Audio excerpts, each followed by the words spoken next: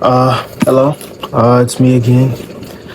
Today I want to get in the word and talk about another thing that my father taught me. So we're gonna go to Genesis 3, verse 15 through 19. It says, "And I will put enmity between thee and the woman, and between thy seed and her seed. It shall bruise thy head, and thou shalt bruise his heel. Unto the woman he said, I will greatly multiply thy sorrow and thy conception. In sorrow thou shalt bring forth children, and thy desire shall be to thy husband, and he shall rule over thee."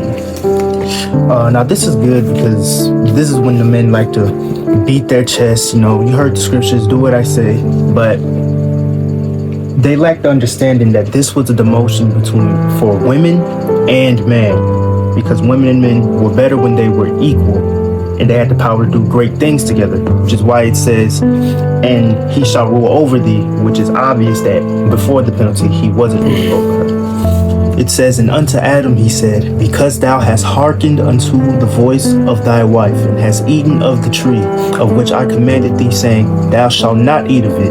Cursed is the ground for thy sake, and sorrow shalt thou eat of it all the days of thy life." The scripture says, "It is not good for man to be alone. I will make a helpmeet for him." The whole reason the woman was given was to be a helpmeet, meaning she was supposed to help him, and he was supposed to be her helpmeet. Helpmeet is not a position of rank. It's a definition of servitude, and both of them were to help each other to accomplish what the Father had given them to do. And I'm gonna prove it to you. The scripture says, "Be fruitful and multiply." Well, she needed his help, and he needed her help. So helpmeet is not in of itself a rank term. Rank came in the penalty when they fell short. It says, "Thorns and thistles shall it bring forth to thee, and thou shalt eat the herb of the field, and the sweat of thy face shalt thou eat bread." Now this is the man's penalty, but he's now ruling over the woman. So they're still partners, but now one's ranked higher than the other. It says, "Till thou return unto the ground, for out of it wast thou taken, for dust thou art, and unto dust shalt thou return." Now if you go to 2 Thessalonians 3, verse 10, it says, "For even when we were with you, this we commanded you, that if any would not work, neither should he eat." Now if you remember, it said, "Cursed is the ground for thy sake," which means the punishment was good for them.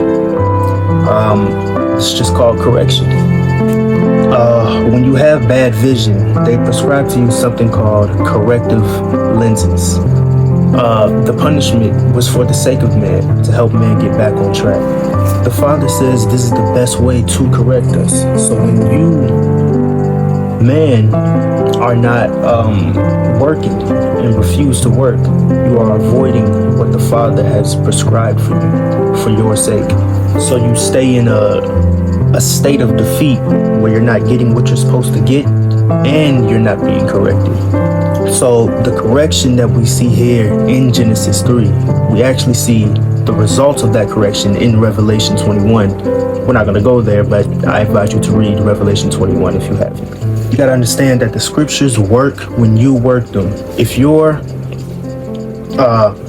not working the scriptures and just quoting them, you won't see the result of anything. The scripture says faith without works is dead.